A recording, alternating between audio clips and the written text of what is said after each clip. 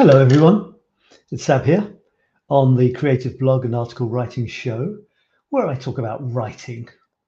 And I'm looking like this today. I'm wearing this mug today, the Hearts one. I'm using this one quite a lot at the moment, so maybe I'm in need of hearts, in need of love. No, I think it's that the world is in need of love. Cheers. So I've got a packed show for you today. On this show where I talk about words, writing, anything that comes to me, things that I have written, things that I have found on the internet, stuff from my books, anything at all. I would also like to comment on your comments. So if you would like to comment, I will comment on them. This show is just getting going. And I was thinking about this just a minute ago, as I often do on the way from my screen to the kitchen or the bathroom. And I was thinking, the old concept of being a successful writer was that you were published. And in the past, there was only really one way to be published, and that was on paper.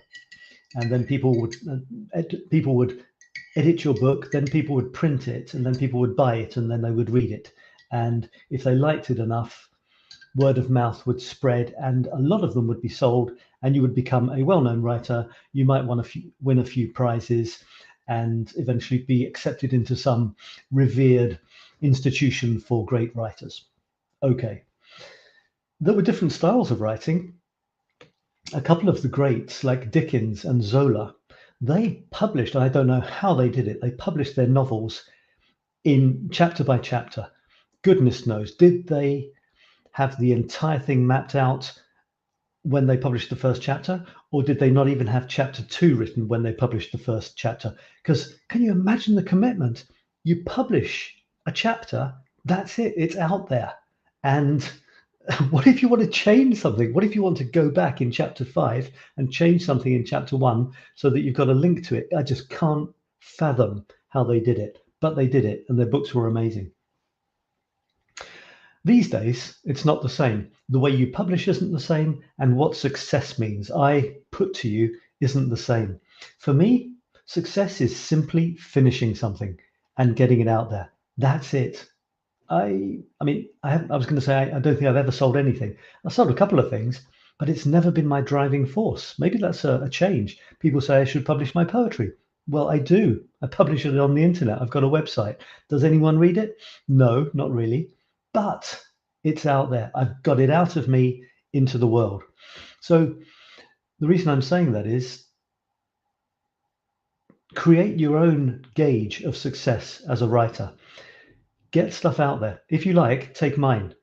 Create stuff and get it out there. Put words down somewhere and publish them onto your blog or onto Facebook or Instagram or whatever. That's it. You're a writer. You've written. And the next thing I would do is encourage you to do it very, very often. All right, I'm going to look at some stuff now. If you're watching, please say hello, and I will say hello back.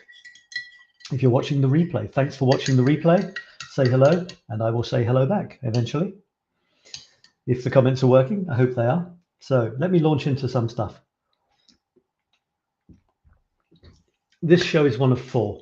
Today, it's Thursday. I'm doing the Creative Blog and Article Writing Show. To be honest, it's a mixture of all things writing. Tuesday before, 2 days ago, it was the Creative Smartphone Photography Show, talking about photography. Next week, next Tuesday, is the Creative Infinite Creativity Show, where I talk about creativity and productivity itself, how to be more of it, and also anything else creative that comes to me. I paint, for example, so I might show you paintings, and I might show people yours as well, if you contribute. Secondly, the final one in the series of 4 is the Paris show, the Paris Set Me Free show, where I talk about everything and anything wild and wonderfully Paris. That's it. So let's go. I've got a comment. Thomas. Hello, Thomas. Good to have you here. Right, I'm talking about writing. Thomas, I encouraged you yesterday to consider incorporating writing in your work, in your photos, the way Kirsten does. Now, Kirsten has just, I hope she doesn't mind if I show something. I'm going to share my screen now. This is a way of showing you how you can incorporate writing very simply into creative items.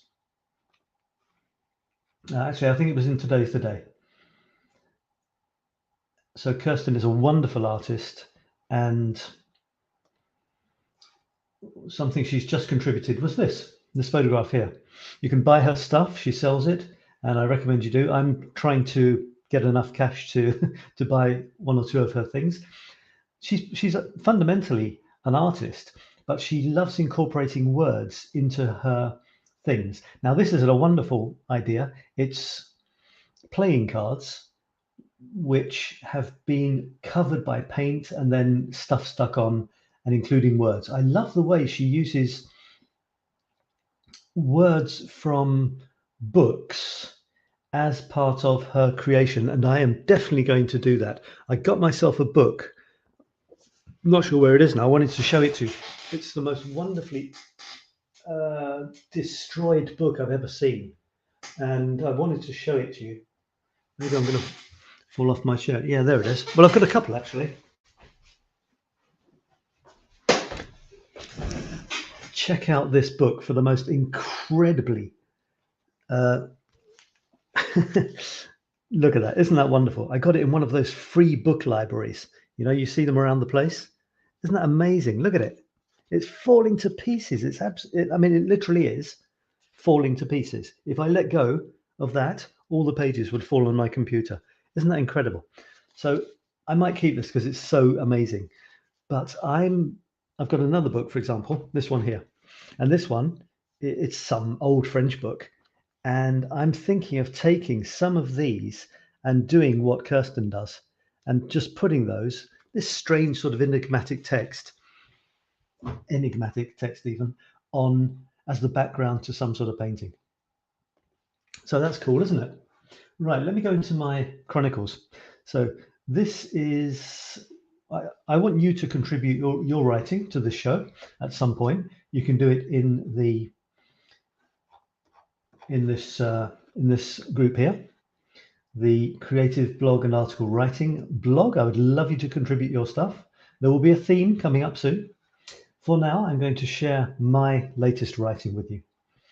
This is the latest completed Paris photo chronicle, and this is one that is not quite completed. So there's quite a lot of writing there, attached to my photographs, inspired by my photographs, and sometimes inspiring my photographs. So I'm counting back 14 days, assuming that that's where I stopped and that you don't know what I have done in the last 14 days. So there's 6 days, 1, 2, 3, 4, 5, 6, because I haven't done anything on this one yet. So that's 6 days, 7, 8, 9, 10, 11, 12, 13, 14. Now I get confused because I have so many shows. I have 4 shows. I sometimes talk about the same thing twice or 3 times, but I'm going to assume that this one maybe. So I'm going to read it for you. Let me know what you think. Does it inspire anything in you? Is there anything that you like in the way I've written? It's fun watching the daily flyby from the safety of my prime Parisian perch. I earned it, mind you. You don't gaily grab these grandstand views by chance. You claw your way up the echelons. I always ask if they want to rest their wings a bit, chew on a crust, or just hang out. But they're always in a flurry. No time, mate. Things to do. Puddles to pee in. Pigeons to see.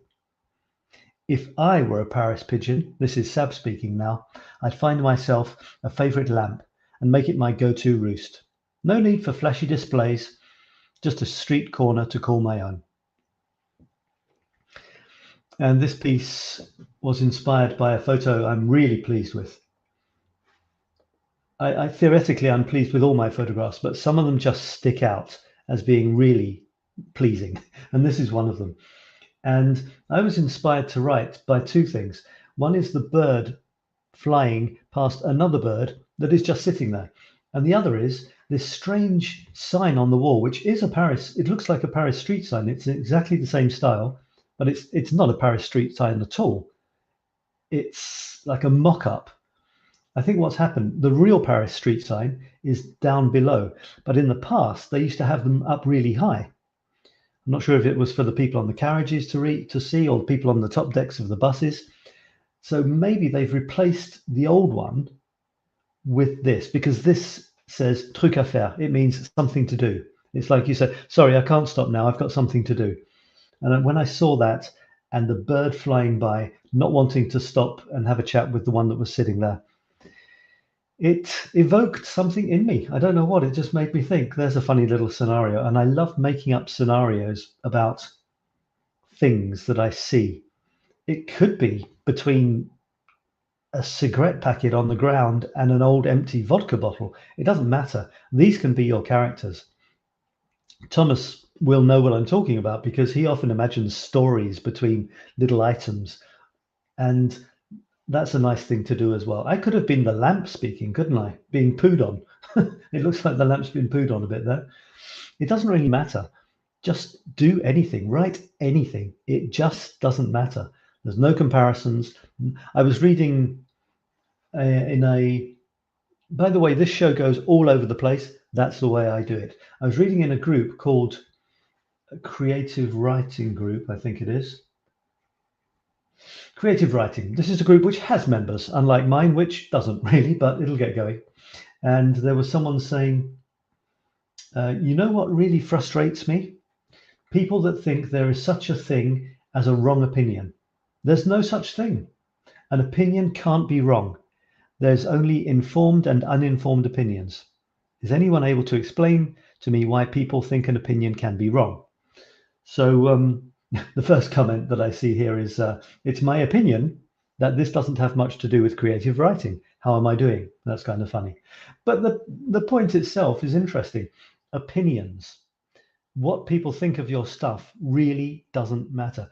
They can have an opinion, and it's great if they have an opinion. That's good. You've kind of succeeded if they bother to have an opinion on your work. But in the end, the opinion itself shouldn't change what you're doing. Not really. So yeah, so do write about anything and everything, and you're on the right lines. Now, the next one was this. I'm going to read all of these probably just to, to get it out there. And maybe some people who can't read so well might appreciate it. Who knows? Now, this is a picture of the Paris metro station, which is in a horrible state, absolutely awful looking. These panels are temporary, the roof is a complete mess, and this inspired this text. Welcome to today's Paris Metro poster child. What a mess.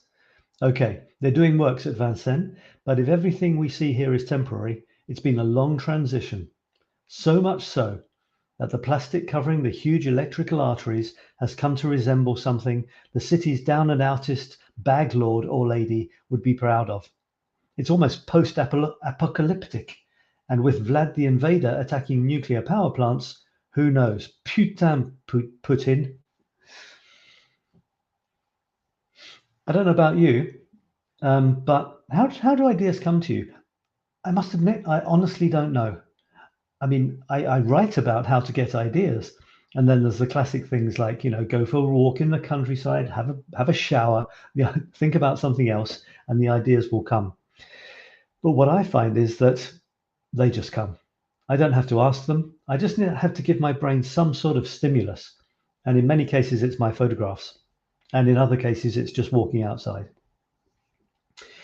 And my brain, the thing that is stimulating me, my life history, my own personality, that does the rest. And something comes. And then the fun is to weave the words into some sort of coherent text, which is still a pleasure to write and hopefully rather enjoyable to read. And what you see here, they're very short pieces. You could call them vignettes, but they're actually quite, they've been worked at. So this is it might be the first draft, more or less, but I've still checked it out, looked for repeating words, looked for better adjectives, and also, strangely enough, the size that I have available in the photo so that I don't hide important elements actually determines sometimes what the text is. For example, I might need to cut a sentence down because I've run out of space. And in that case, that will literally determine my word choice, which might sound strange for a writer, the space you have determining the word choice. But I see that as one of those welcome constraints, which forces you've given yourself, for example, for me, I wanted the box to be this size of text. In other words, I wanted you to see around the text what you can see. So that was my constraint. Within that constraint, I had to write something that had a kind of a beginning, a middle, an end, although there aren't paragraphs in this text, there often are. And there was some fun wordplay, a reasonable number of sentences. And that was a creative constraint. And I enjoy that. You might that might not be your thing. It just happens to be mine. What is your thing?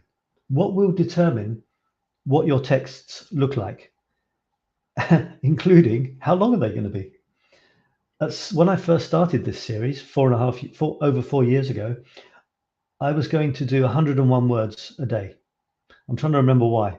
I can't remember why, but there was some reason I was going to do 101 words on each article. I very quickly realized that was a very boring constraint because there was nothing clever about it at all. It was a bit like taking a photograph every day at 9:09. I saw an article on the BBC Learning English, I think it was, website or something, about some guy who takes a photograph at the same time every day. And there was a French guy who did this maybe decades ago now, the 909 guy. And in a way, the gimmick was funny, but at the same time, most of his photographs were him going to work in the lifts. That wasn't very exciting. So the same thing happened with me quickly with the 101 words per article thing. I realized that was an artificial and not particularly funny constraint. A bit like that person who wrote an entire novel without the letter E, which is the most common letter in the English language. Just why? Why? Because he could? Okay, I'm not doing that. So I enjoy this constraint of the photo telling me how many words I've got available. And there it is. I invent words. Down and outist. Outist is a new expression as a sort of superlative adjective. Bag, lord or lady, I had to think of. Vlad the Invader. I often try to throw in a bit of current affairs stuff at the end if possible. So with Ukraine being invaded by Putin at the moment, I thought I would throw that in at the end. Vlad the Invader was a fun sort of reference. Isn't there there's some sort of superhero or video game hero, Vlad the Impaler, something like that. So that was a kind of a wink, as the French say, un clin d'œil to that. And right at the end, Putin. Well, putain in French is basically fuck. So fuck Putin. What are you doing? So that kind of went well together as well. Okay, so let me ask you a question. If you're watching live or on the replay, what do you give yourself constraints when you're writing? Is there a way that you can decide this is all I have to do today? I say today because as writers, creative writers, I expect you, if you're in my circles, I expect you to be writing daily. It doesn't matter if it's one word, but writers write. So I want you to be writing daily, if not weekly. If not, forget it, go somewhere else for inspiration.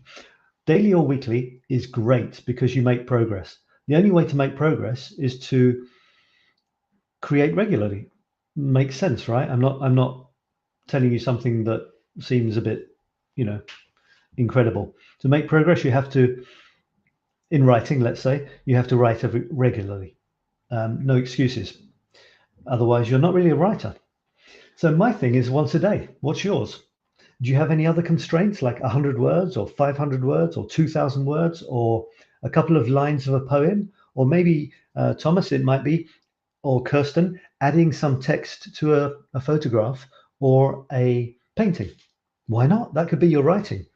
Adding 2 or 3 profound or enigmatic or strange words to a photograph in an interesting style. there you go. You're a writer. Now this one is a poem. And as with poems, why should you describe a poem in any other words than the words in the poem itself? Split-second soliloquy. This is a photo of a wondrous bird. Its dark wings spread, echo art absurd. Dead cries sent to heavy skies, pain more felt than heard. The chick was quick, my click was slow, though. The bird is not in the photo. And I'm going to read it again because I have to get used to the rhythm, and also I screwed up a bit. Split-second soliloquy. I'll give you the background. This is a poem about a bird that is not in the photo. A bird flew over the sculpture with its wings outstretched, just like the sculpture. And I was a split second too late to capture the bird flying over the sculpture, and it would have been incredible. I will remember the photograph that I didn't take far, far longer than I will remember the photo I did take. This is a photo of a wondrous bird. Its dark wings spread, echo art absurd. Dead cries sent to heavy skies, pain more felt than heard. The chick was quick, my click was slow, though. The bird is not in the photo. And I changed this poem. I was rereading it, and I saw that the first word, photo, was the same as the last word. And I thought, I normally try not to avoid repetition, especially when every single word counts. So I thought, okay, I'm going to change photo to picture. This is a picture of a wondrous bird. So I did. Same number of syllables, photo, picture, okay. And I haven't repeated the word. Published it. It was gone. It was out there. I went away. I came back and I read it. And I recommend you do this. Leave your stuff when it's finished, or you think it's finished. Leave it. Go away. Come back later. Ideally, after sleep. And read it. And I did. And I said, now I remember why I used photo twice. And I had to change it back to photo at the beginning. I thought I was being clever when I changed the first photo to picture. But then I realized that in my poetic madness, I wanted the first lines to have photo and bird in them. The first two lines, photo and bird. This is a photo of a wondrous bird. And I wanted the last two lines to have the same words. The bird is not in the photo. So this is a photo. This is a photo of a wondrous bird. The bird is not in the photo. Doesn't that sound better than this is a picture of a wondrous bird. The bird is not in the photo. There's no tying the beginning to the end.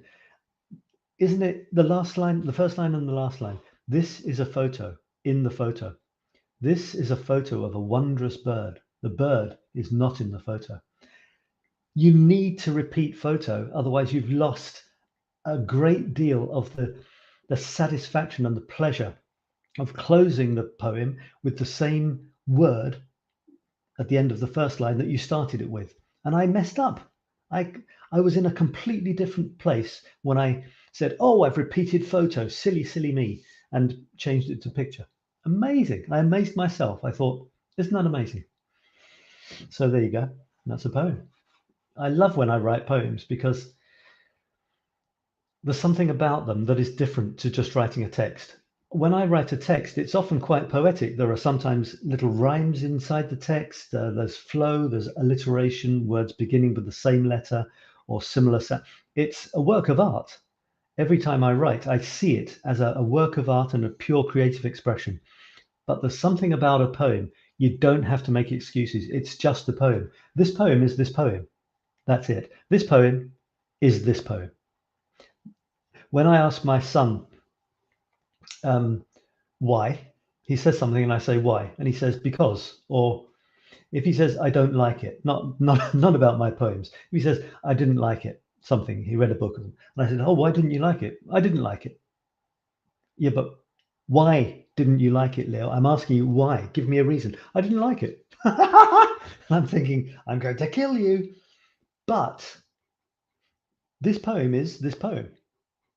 How can I describe it in any other way? I could say it's a poem about a picture of a bird that I didn't manage to take. I could. But now I'm talking about something else. The words of the poem are. So that's what you can do with poems. You don't have to do anything other than place words on a page and go away and do something else. And people will decide what it means. And that's probably the way it should be. A little encouragement, if you are watching this on the replay as well, to join this group if you love words. I'm building it slowly, making it come to life. Creative blog and article writing. The great thing with blogs and articles is you can almost write about everything and anything. In a blog, which is basically just a place to write on a website or even on Facebook, you can write about anything. You can publish a short story. You can publish a poem. You can publish an article of any sort. You can publish a meme. And I want to look at memes in a second, because I think memes are one of the best ways of starting to write if you're not in the flow, because you can write a meme in about 30 seconds if you want. Put it on top of one of your photographs. I say that because I want everything you do to be your creation. It doesn't have to be yours, but why shouldn't it be? Anyone can take a photograph. Take a photograph of a flower and put your words on top. So I just wanted to show you how I create memes, or rather some of the memes that I've created. So I'm going to share my screen, a different part of my screen, if I can. Can I find it? Yeah, there we go. So I create memes on a regular basis. And what is a meme? Well, for me, it's two things. At face value, it's words on top of an image. Like this, or like this, or like this, or like this, and so on. I've done hundreds of them. And the great thing is you can do them really quickly, which means you get the satisfaction of having written a meme really quick, of starting something, developing it, and finishing it really quickly. And I don't know about you, but I have no plans to write a long novel. And if you have, great, but I don't, because I need to get stuff out there really quickly. And with this, you can. You might think that 1, 2, 3, 4, 5, 6, 7, 8, 9, 10. Stillness in the midst of all this business is bliss. Stillness in the midst of all this business is bliss, or busyness. Business and busyness. It could be a play on words, you see.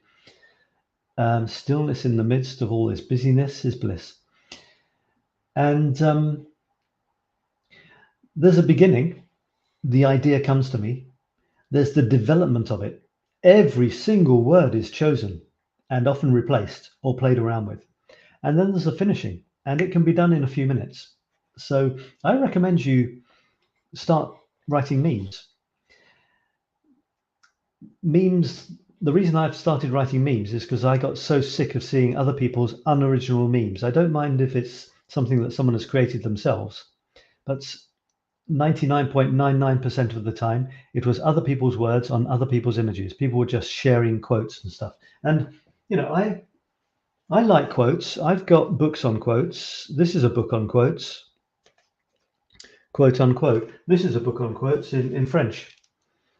Quotes from the Dictionary of Quotations from the French language. This is Quotations for Speeches. This is Collins Gem Quotations, new edition. And this is the Oxford Book of Quotations. You know, so I know quotations. I'm okay with quotations. They're very good. I'll read you a few, one at random, just for fun. But the thing is, we're creative people. You are in my groups, my community, my creative universe, and you've invited me into yours. So I'm not going to tell you to quote other people. I'm going to tell you to quote yourself. Quote yourself means write original stuff and put it out there. And you have no idea if it's the same, better, or worse than any other famous quotes that people quote. And in fact, it's not any of those. It's just what it is. I'm going to read you some quotes just for the hell of it. Okay, here we go. So I'm going to open it randomly and read a quote. That's too long. La carrière ouverte au talent. What is that, French? Wait a minute. Why is it French? Okay. The career open to talents. This is from, I don't know what that means. Okay, here's one, just below it. L'Angleterre est une nation de boutiquiers. England is a nation of shopkeepers. This is Napoleon. Am I in the Napoleon section? This is Napoleon. I wonder what he means by England is a nation of shopkeepers. Okay. Let me look at some others. Just another one. Okay, Reverend Rowland Hill. I think that's the name of a book, or is it the person? He did not see any reason why the devil should have all the good tunes. Okay, fun. Here's one, quote unquote. So this is a galaxy of quotations and quizzes on love, death, and the universe.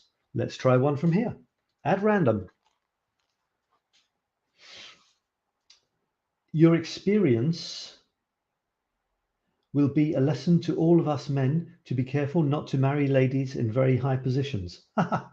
This is Idi Amin to Lord Snowden on his divorce. Your experience will be a lesson to all of us men to be careful not to marry ladies in very high positions. It's just a quote, folks. Okay, I'll read you another one.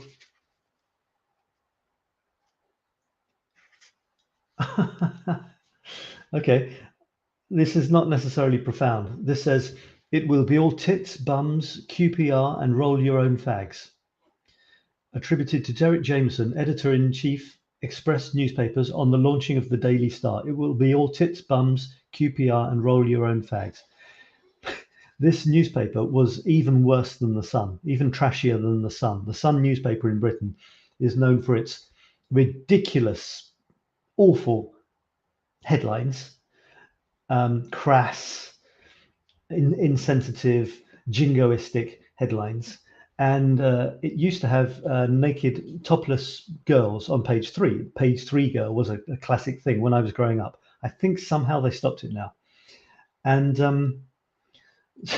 so he was saying basically Daily Star will be even more of the same. And there's even a suitable cartoon there. QPR is probably the football team that the editor supported, and tits and bums are tits and bums. This is from the French language. Say hello if you're watching, by the way. What are your favorite quotes apart from your own? I could challenge you. What is a favorite quote of yours? Tell me what it is on the replay or live. A favorite quote of yours. I'm going to show you a couple of favorite quotes from someone in a second. That's quite up to date. I mean, it's old, but there's a reason why it's kind of up to date. And I'd love you to give me your favorite quote. I'm doing a creativity masterclass at the moment, and I ask my participants to give me a quote on creativity. Their quote, not anybody else's. What is creativity to them? It has to be yours, because otherwise it's not creative. Maybe I won't read that. It's a bit complicated. The French. Quotations for speeches. Let's have one. In heaven, an angel is nobody in particular, says George Bernard Shaw. Now, this is under the heading, so that's equality. Under enthusiasm. Nothing great was ever achieved without enthusiasm. Ralph Waldo Emerson. I completely go with that.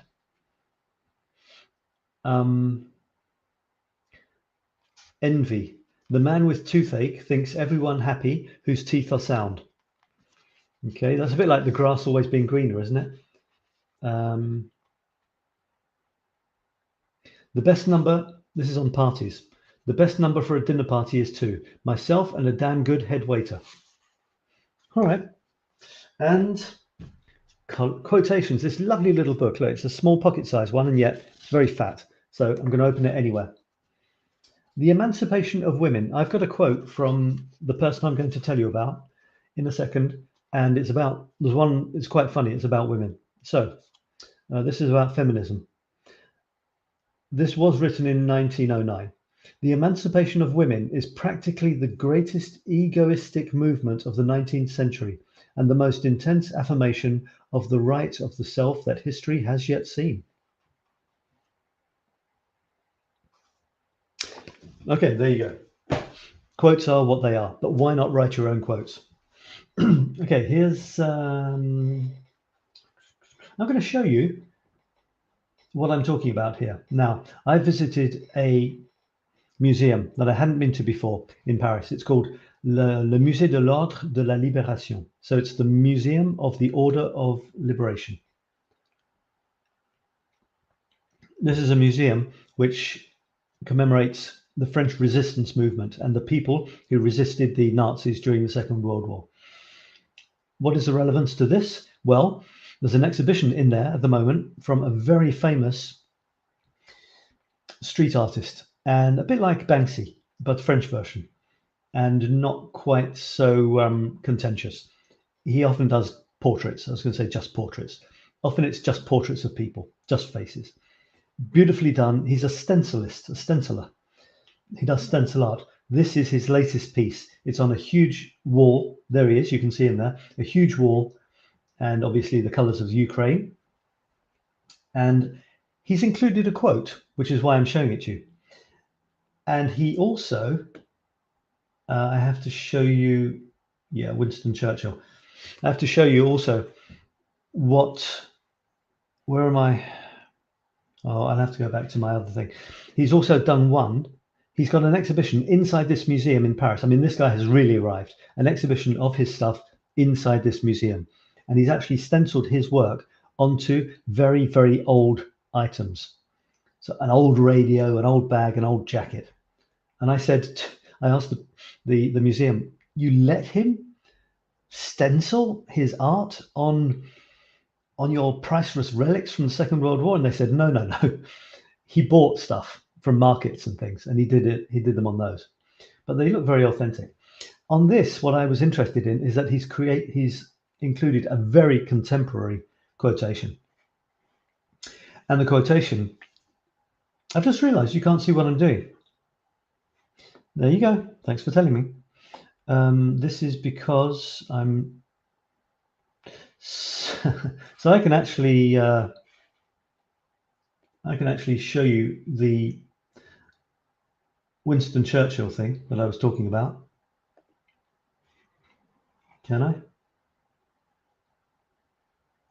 Yeah, that sometimes happens. I forget that you're not looking at the same thing as I am. So this is his work, a portrait of Winston Churchill, near Invalides. Inside Invalides is the museum with this exhibition. Now I'm going to flick back. This is because I'm sharing individual windows rather than the whole screen. So let me flick back to, I think it's probably,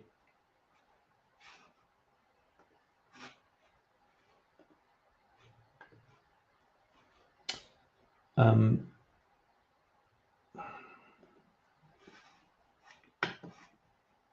I see what's happened. I think I see what's happened. Bear with me.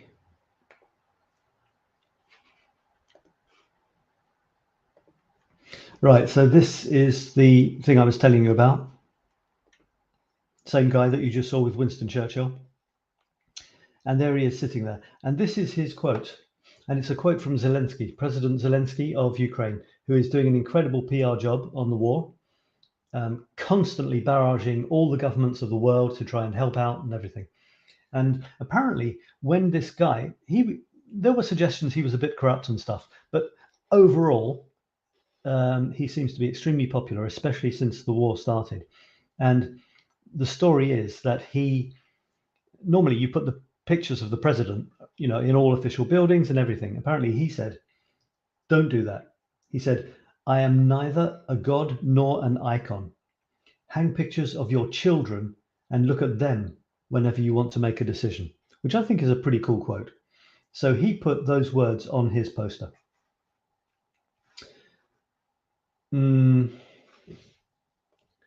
have I got? Yeah, I do have this. Yeah, there it is. And there it is, Musée de l'Ordre de la Libération. So this guy, he's put his stuff all around the museum and all around Paris. And normally it's pictures of other people, so it's original in that he does it. He's got his style, stenciling style. It's absolutely amazing. He does it, and he gets the official permission to do it because he does stuff that is sort of respectful for the great figures of France. And he does it all over the place. He's covered all these electricity boxes, letter boxes. This guy's arrived, and I'm, there's a little twinge of envy, thinking, wish that were me. But then I'm not him, and I don't do stenciling, and I don't do big things. I've decided to do small things, little squares. So that's going to be my thing. I'm thinking of incorporating more and more words into my little squares, which I will put around the walls of Paris, and I'll probably show you sometime. All right, so that's that. Let me give you some more commentary on my paintings. So this one, Thomas, if you're still watching, this might interest you. Walking past a window in the Marais, which is a very old quarter of Paris, and I saw this. Jimmy and I, we're on first name terms, go back long decades. He and his Fender Strat were instrumental in my early onset descent into the rumbling guts of blistering riffs and more. It's funny to see him giving me a nod from a scruffy boutique window in the Marais, and I feel like taking Are You Experienced or Electric Ladyland for a spin like in the old days. Voodoo Child, Slight Return, and Little Wing are the seminal tracks for me, along with Purple Haze, obviously. When you're a kid and you first hear Purple Haze, and it's still like the end of the 70s, so millions and tons of great, amazing music hasn't been created yet, and you hear Purple Haze, and you're just getting into great music like I was, it blows your mind. It's as simple as that. Steve Miller's vinyls on the turntable, but I was never a fan. Although Fly Like an Eagle reminding me that time keeps on slipping, slipping, slipping into the future. I ain't wrong, unfortunately. And curiously, ABBA's Eagle is my favorite track by them. But tangents, because tangents. At 56, I've twice outlived the 27 Club, unexpectedly, but had less than half the impact of Jimmy, Janice, and Jim, Kurt, and Amy, and all. Does it matter? Does what matter? Only this. Only this matters. The 27 Club is, a bunch of, three artists, all beginning with J, strangely enough. Jimi Hendrix, Janis Joplin, and Jim Morrison from The Doors all died around about from 69 to 71, and they were 27 when they died. Somebody noticed this. I noticed the J's more than the 27. But then, Kurt Cobain from Nirvana died at 27. Amy Winehouse died at 27. So, conspiracy theory or woo-woo people start to say, oh my God, 27 is the cursed age for artists who have become really famous. It's not, a lot of artists died at other ages, but it's a curious, funny sort of thing to say. Oh yeah. So that was me going on a musical ramble. Having said that, I notice on reading this that, my style, what is my style? Well, I'm looking at the first thing here. Jimmy and I, we're on first name terms, go back long decades. He and his Fender Strat were instrumental in my early onset descent. Now, as we're in a writing group, this is something you can do. Throw in words with double meanings. Obviously, he's one of the greatest guitar players that's ever lived.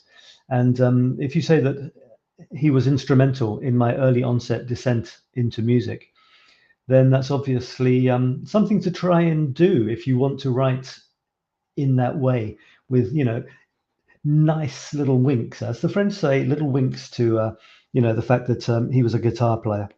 It sounds silly to me to mention this, like I'm dissecting a beautiful live animal and holding it up to you and saying, see, isn't that interesting? But the live animal is now dead. It's a bit like that when you dissect prose. But that's one thing I want to do here. And then the end of that sentence, he and his Fender Strat were instrumental in my early onset descent into the rumbling guts of blistering riffs and more. So there's a few playing with words there. You see my early onset descent. There's a kind of echo of the word there. My early onset descent. And there's a certain rhythm to that.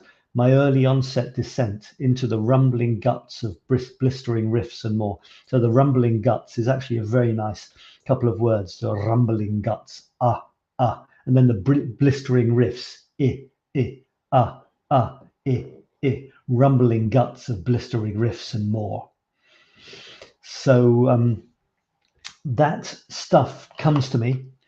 It's natural to me now.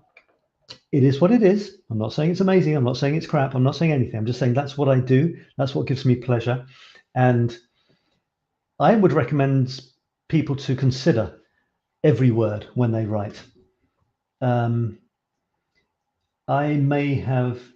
I'll have written something. I might have written blistering melodies, let's say. And then I might leave it. And then the next day after sleep, remember, I come back and I think, no, for God's sake, blistering melodies, blistering riffs, much, much, much better. But I needed the sleep. I needed to step back and then go back in. Otherwise, you just don't see those things. It's like spelling mistakes. It's like writing the same word twice, the, or something like that. It happens when you're in the creative zone. You lose track of everything, including what you wrote 1 second before. That's why you might be thinking, for example, descent into the rumbling guts. And I might easily write the twice because I paused. So that's a bit of fun there. This one. Interesting photograph. And the photograph is actually the inside of a metro station, but it's a metro station that is outside. It's a high up. The name of this station has as colourful a history as its patriotic stained glass designs. First called Rue d'Allemagne, so Germany Street, the station and neighbouring street were renamed Rue de France as a result of rising tensions with Germany just before the outbreak of World War I. That being done, Jean Jaurès, a pacifist socialist, was shot dead at the Café du Croissant, so the Croissant Cafe, or the Crescent Cafe, soon thereafter, and the station and road were renamed in his memory. The bright windows themselves suggest a volatile French crowd storming the Bastille, and the nearby Canal Saint-Martin, quays of Valmy and Jemappes, two decisive revolutionary victories, back up the theme. Heavy history is everywhere. So yeah, that was nice. And you know what? When you write, you have to research. You have to go scuttling off to Wikipedia, to books you have on your shelves, read long ago, where you remember there's a little thing in there about it, and you end up finding out a load of interesting stuff. But when you write it, people don't see that, and they just think you're rather clever, or not. This one, there's another bit of history that I just learned through writing. It was as much a surprise to me as it might be to you to be confronted with this, dare I say it, garishly lit establishment upon surfacing from Bibliothèque train station for a stroll during one of those famous long waits. There's a joke which science teachers do with kids. The chemistry teacher says to a kid in their class, could you go to the physics class and ask Mr. Physics teacher for a long wait, please? And the kid thinks it's some sort of special device for measuring, weight and stuff. So he goes and knocks on the door and says, yeah, Mr. Chemistry teacher sent me, can I have a long wait, please? And the physics teacher thinks about it for a second and says, okay then, just wait there, with a slight smirk on his face. And he goes off. And he comes back 10 minutes later and says, was that long enough for you? I was intrigued by the bespectacled gent being projected onto the side of the building. Bespectacled gent being projected. Kind of funny, nice sound to it, isn't it? Bespectacled gent being projected onto the side of the building. This is the Collège Thomas Mann. And that, I'd wager, is Tom. Collège in French means some sort of lower secondary school, and maybe middle school for the Americans. Maybe middle school for the Americans. I'll get my head around it one day. Man is a fine symbol for these turbulent times as Russia attempts to crush Ukraine. As a social critic, he fled Nazi Germany in the 1930s to Switzerland and then the USA, with dark themes like an appeal to reason, denunciatory of National Socialism, which is Nazism. He wouldn't have amused any authoritarian or indeed totalitarian regime. Russia's Putin says he's fighting Nazis in Ukraine. How far we've come. Little bit of irony or something, cynicism at the end there. And then the last one here is back to gentle things. Gonna bring back my Paris quizzes. They're quirky, curious, crazy, and cool, I'll have you know. That's because it's written on them. And start back up where I left off at number 33, no less. I've also started a new fortnightly live Paris Set Me Free show. That happens next week on Thursday. And the quizzes will be a great feature on that too. I've also started a new word quiz. Can I show it to you quickly before the end of this show? It's called Fundle, the Daily Fundle. It's a word quiz for you, and you can try it. The reason I'm telling you this is that this picture will make a great Paris quiz. What are we looking at? Would be far too easy for any Paris ponderers worth their sel, which is salt in French. So what about where are we looking from? Because if you look at this and you know Paris, you know that in the distance it's Sacré-Cœur. Now that will separate the Sunday sidewalk strollers from the hardcore all-weather trottoir troopers. Eh oui, monsieur. Just playing around with words as usual. The Sunday sidewalk strollers from the hardcore all-weather trottoir is pavement or sidewalk in French. Trottoir troopers. Me and my T's there. Eh oui, monsieur. Yes, yes, sir. All right.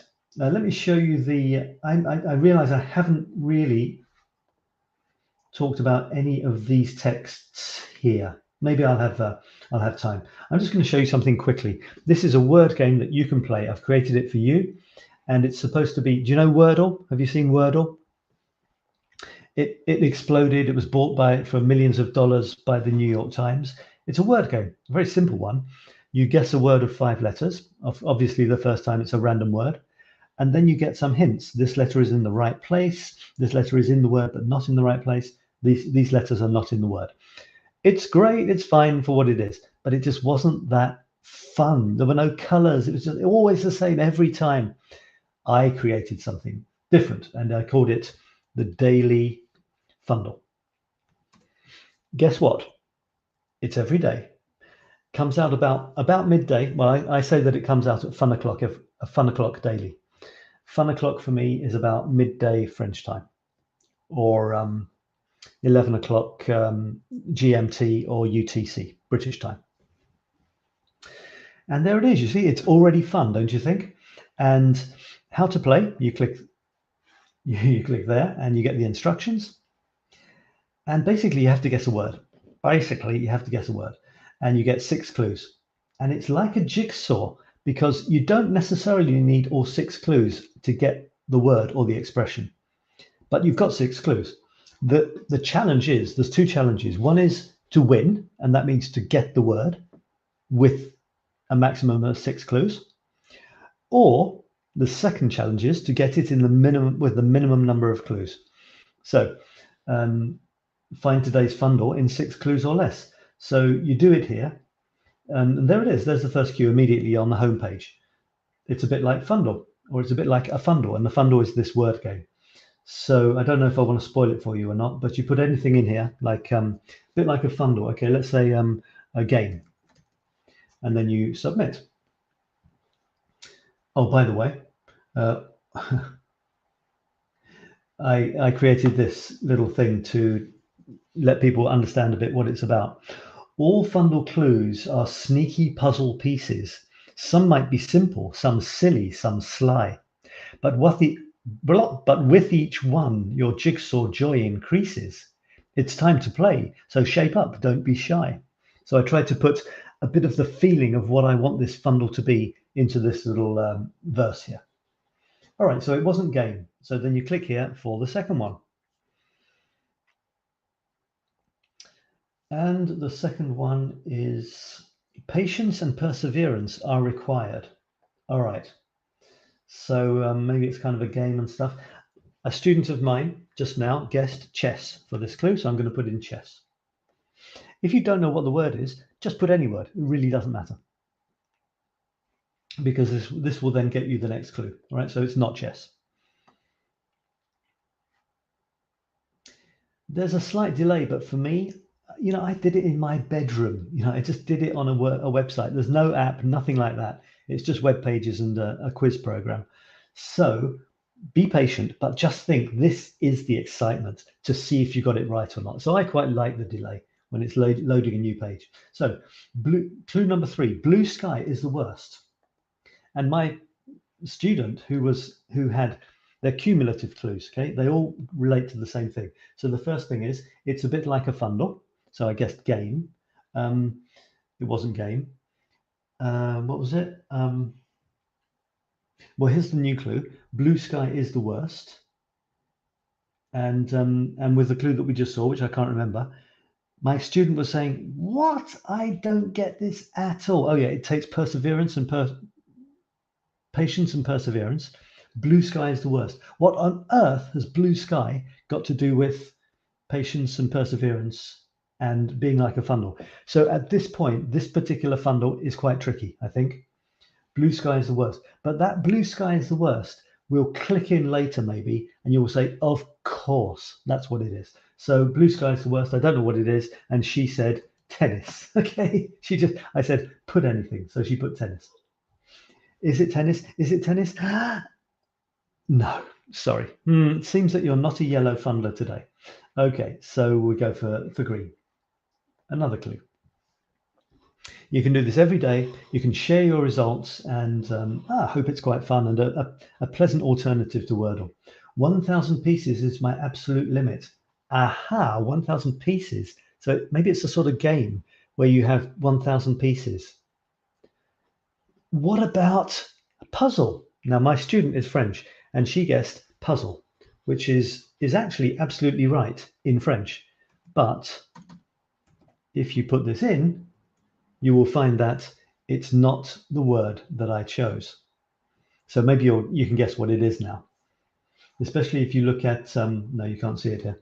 My little symbol for part of fundle looks like this thing. Did I submit? Is it puzzle? Is it puzzle? No, it's not puzzle. Okay, I think I'm going to show you all 6 clues just for the hell of it. And then it'll be the end of the show.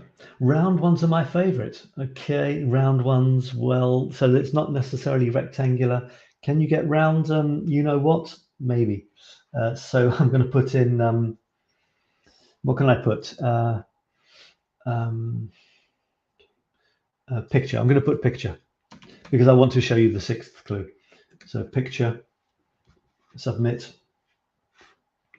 round picture. Maybe it could be. No, that's not what it is. You get one more clue. One more clue. Normally with 6 clues, most people get it. And here is the 6th clue. And it is, if you need this clue, you're probably quite puzzled. So that's to give you the clue of the puzzle. In English, we talk about jigsaw puzzles, but we also just call them jigsaws. If it's not clearly, every clue is in the talking about something plural, it's going to be singular. So jigsaw, and in French, jigsaw is puzzle. That's the name for it, puzzle. So jigsaw, look what happens. Is this fun or is this fun? Aha, something's happening. I've got 6 purple hearts and kaboom! Yeah, you did it. You're a proud purple fundler. So you've got the jigsaw thing. It shows that you used all clues. You need all 6 clues. Otherwise, they would be crossed out, the ones you didn't use. And the challenge is to use as few clues as possible. Some will be easy, some will be hard. Some words, depending on your upbringing, what you know in life and how good you are at putting words together, it'll be the same one will be hard for some people and difficult and easy for others, and vice versa so the next day. It really is good because you don't know what's going to be hard or easy. Although over the weeks and months, obviously some people will be really good at this and others will be not so good. This is great for kids. Do it with your kids. I've done it with my kid. Other people have done it with their kids and they really like it. It's just not too tricky. I've even done it with my French English learners who it's great for them to understand the questions. And if they don't know what the word is, they've got it in French but not in English, look it up in the dictionary. It doesn't matter. That's not a problem. It's not a language test, you know. It's a game. Then underneath, you can copy this text here and post it in a Word. So, for example, I can show you. Did I copy it or not? I'm not sure if I copied it. Okay, so you highlight it and then copy, and I'm going to see if I can actually do this somewhere. So if I put it there, look, it says, "Hey, I'm a proud purple fundler today, and you?" And you've got the 6 purple hearts. It shows that's how many you took, and there's the web address. Yeah. Or you can be even cooler, and you can right-click on this, copy the image. Okay, so I right-clicked, copied the image. You can't see the little thing coming up, but there's a box coming up. And then I can go here and I can actually just post it directly in to this comment as an image. And it'll come up as a beautiful image looking just like this. Then you've got the Fundle archives. So you go to the Fundle archives and you've got all the past Fundles.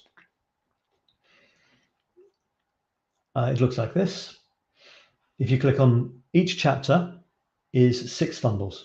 Okay, so I can click on chapter 2, for example, and I get Fundles number 7 to 12. There it is. You've got frogs flying about all over the place, so it's really fun. Here they come, and you choose the one that you want. If you click on the frog or the button, you go to play the Fundle. Okay, so if I click on the frog there,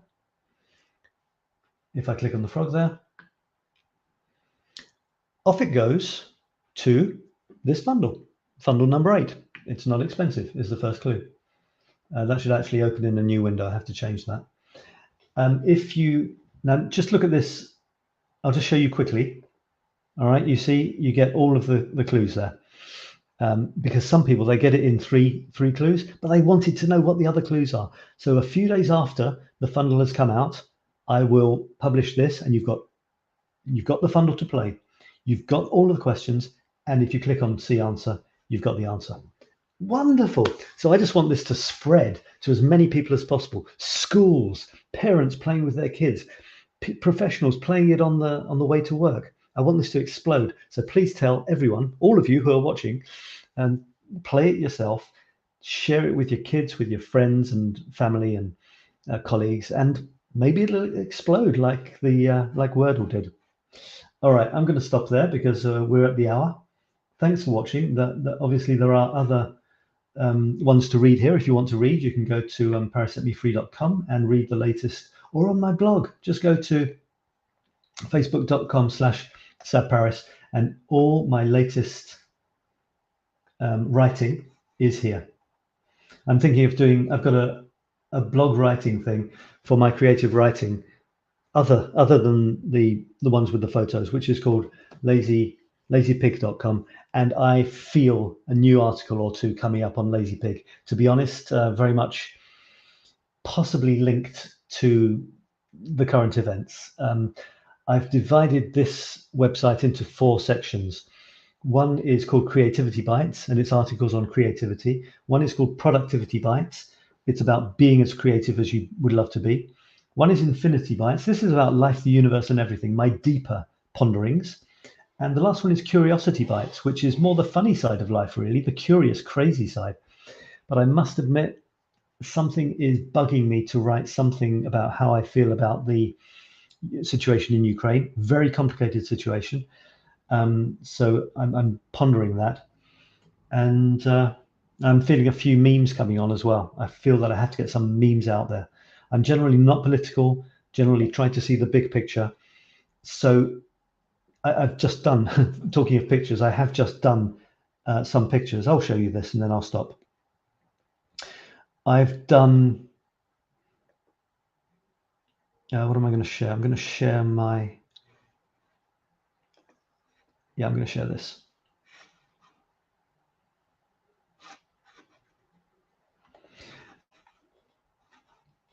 So I have recently painted some things which are going to go up around the walls of Paris, and they look like 2022. I've called it Pain for Ukraine.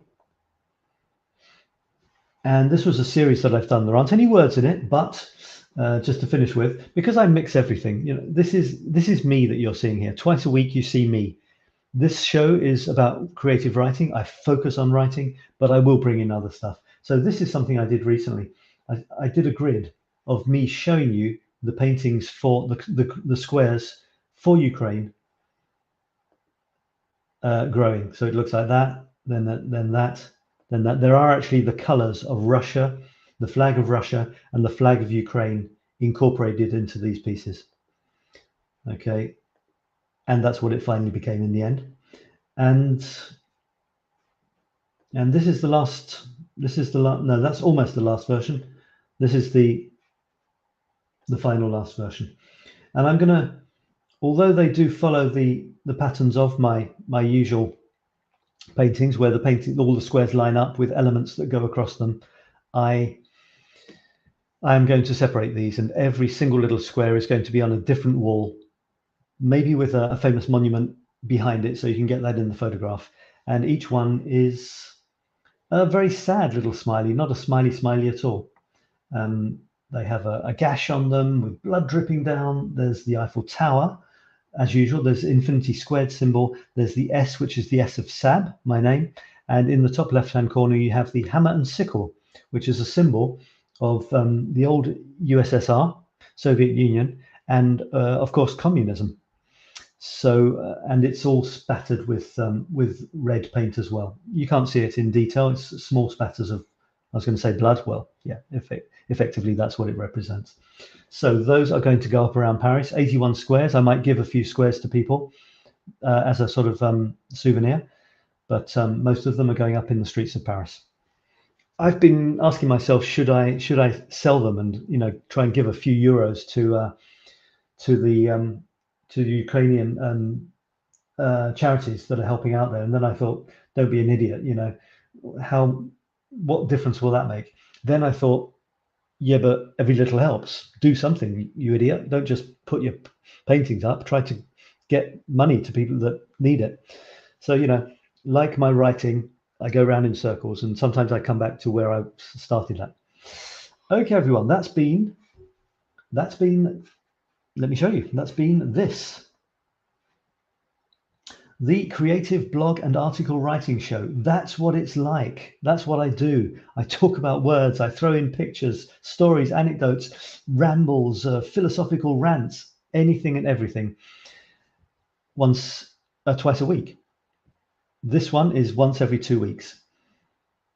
Last Tuesday, 2 days ago, it was photography, creative photography.